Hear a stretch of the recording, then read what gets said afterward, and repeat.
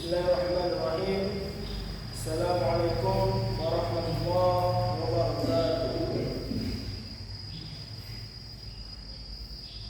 Alhamdulillahilladzi arsala rasulahu bil huda wa dinil haqqi liyuzhirahu 'alad dini kullihi walau karihal musyrikun. Asyhadu an la ilaha illallah ya'lam kha'inatal 'ayuni wa ma tukhfi sudur. وأشهد أن محمدا رسول الله أخرج الناس من الظلمات إلى النور. اللهم صل وسلم على سيدنا محمد وعلى آله وأصحابه إلى يوم يبعثون. أما بعد، فيا معشر الحاضرين، أوصيكم وإياي بتقوى الله في كل وقت لعلكم تفلحون. قال الله تعالى في القرآن الكريم: أعوذ بالله من الشيطان الرجيم، بسم الله الرحمن الرحيم.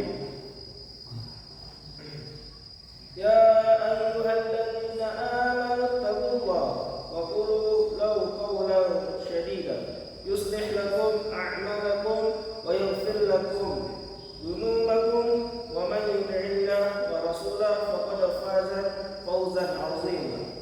وقال يا أيها الذين آمنوا اتقوا الله حق تقاته ولا تموتن إلا وأنتم مسلمون. Sadaqallahu azim. Hadirin jamaah salat Jumat rahimakumullah.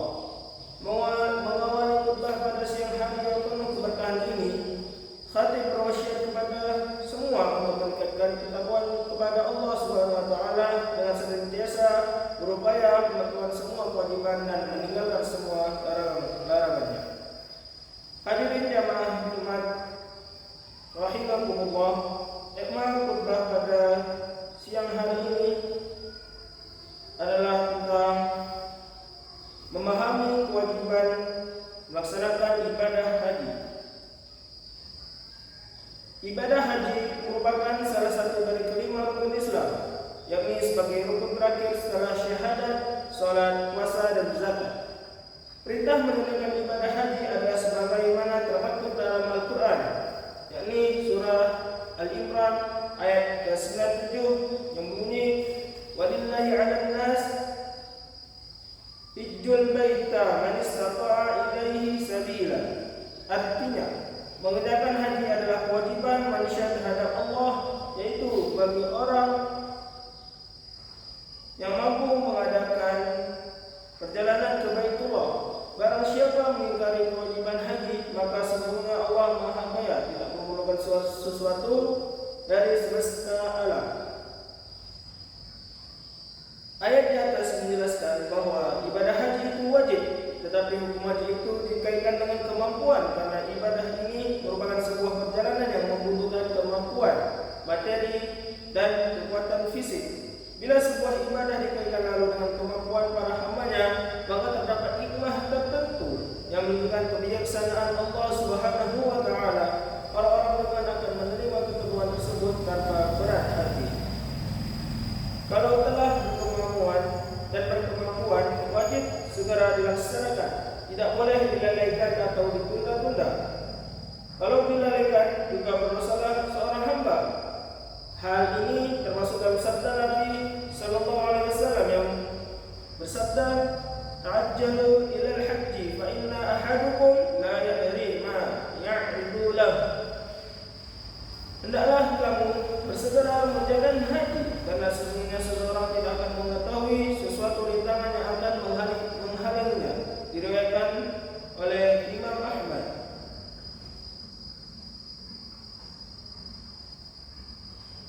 Saudara kaum muslimin jamaah haji, hadirin jamaah Jumat yang dirahmati Allah Subhanahu wa taala. Karena begitu beratnya dan begitu banyaknya pengorbanan yang harus diberikan untuk melaksanakan haji, maka pergunakanlah waktu naik haji ini sebaik-baiknya untuk yang pertama beribadah sebanyak-banyaknya, terutama dalam hal tawaf, karena tawaf ini tidak dapat dilakukan kecuali di Mekah. Apalagi pahala ibadah di tanah suci itu jauh lebih besar daripada tempat lainnya. Yang kedua, memperbanyak renungan kebesaran Allah Subhanahu wa taala dari siapa diri ini kita di hadapan Allah itu. Yang ketiga, memperbanyak pengambilan manfaat dari ibadah haji seperti difirmankan Allah dalam surat Haji ayat 28 yang berbunyi liyashhadu mana fi'alahu wa yadhkuru ismallahi fi ayyamin ma'lumat, supaya mereka menyaksikan manfaat-manfaat bagi mereka dan mereka sebut nama Allah dalam beberapa hari yang tertentu. Hadirin jamaah umat yang berbahagia, salah satu manfaat yang perlu diambil dari materi kali ini ialah sistem dan cara Nabi Ibrahim alaihissalam, tokoh penegak ibadah haji, dalam mencari dan menegakkan kebenaran. Karena sistem dan cara mencari dan menegakkan kebenaran itu di mana-mana dan sepanjang zaman akan begitulah keadaannya. Karena itulah pula mungkin Allah mewajibkan berhaji dengan amal-amal yang memberikan manusia kepada tokoh Ibrahim alaihissalam tersebut. Adapun sistem dan caranya, yang pertama, Nabi Ibrahim sangat tidak puas terhadap kepercayaan dan kehidupan bangsanya yang bergelimang kemusyrikan terhadap Allah Subhanahu wa taala. Yang kedua, Ibrahim alaihissalam meneliti dengan tekun siapa sebenarnya yang patut disembah oleh manusia. Akhirnya dia beroleh kesimpulan bahwa yang patut disembah oleh manusia ialah Allah Subhanahu wa taala sang pencipta semesta alam ini, dan inilah kebenarannya.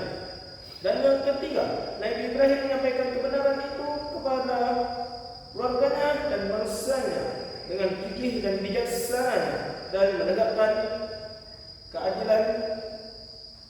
Dan yang keempat, dalam menyampaikan dan menegakkan kebenaran ini, Nabi Ibrahim mendapat beberapa banyak tantangan dari berbagai pihak. Tantangan ini beliau jawab dengan bersedia mengorbankan apa saja yang pada beliau, sampai-sampai anak paling disayangnya dikorbankan juga. Berani menanggung segala risiko yang ditimbulkannya sambil beliau dibakar hidup-hidup. Dan adapun yang terakhir, dalam kesediaan berkorban dan keberanian menanggung risiko itulah Nabi Ibrahim alaihissalam berhasil dalam sehingga namanya dikenang dan dihormati oleh orang-orang dan Allah Subhanahu wa taala sampai saat ini. Maka diharapkan orang-orang yang telah kembali dari berhaji itu bersapi dan meneladani sifat dari Nabi Ibrahim alaihissalam dalam mencari dan menegakkan kebenaran di tengah-tengah masyarakatnya nanti. Kalau ini sudah diresapi dan diteladani, barulah hajinya bernama haji yang mabrur. Semoga saudara-saudara kita yang berangkat naik haji pada tahun ini mendapatkan haji yang mabrur. Amin amin ya rabbal alamin. Aqulu qawli hadza wa astaghfirullahal azim li wa lakum wa liwalidayya wa liwalidaykum wal jami'il muslimina wal muslimat wal mu'minina wal mu'minat fastaghfirullah innahu huwal ghafurur rahim.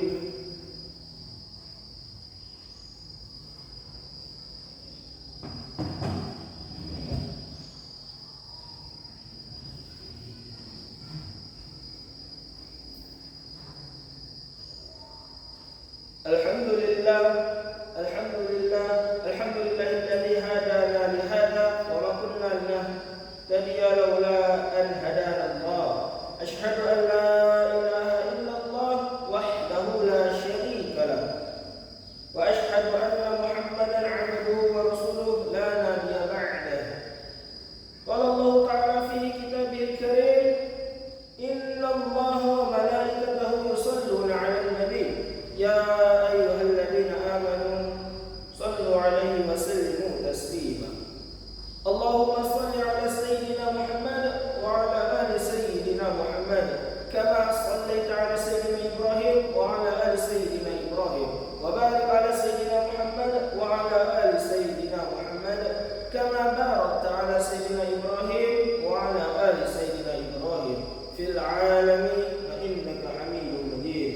Allahumma ighfir lil muslimina wal muslimat wal mu'minina wal mu'minat wal ahya'i minhum wal amwat. Allahumma naf'alna al-ghala wal bala wal waba wal fahsya wal munkar wa shfa al-mukhtalifata wash-shadida wal mihan ma zahara minha wa ma batan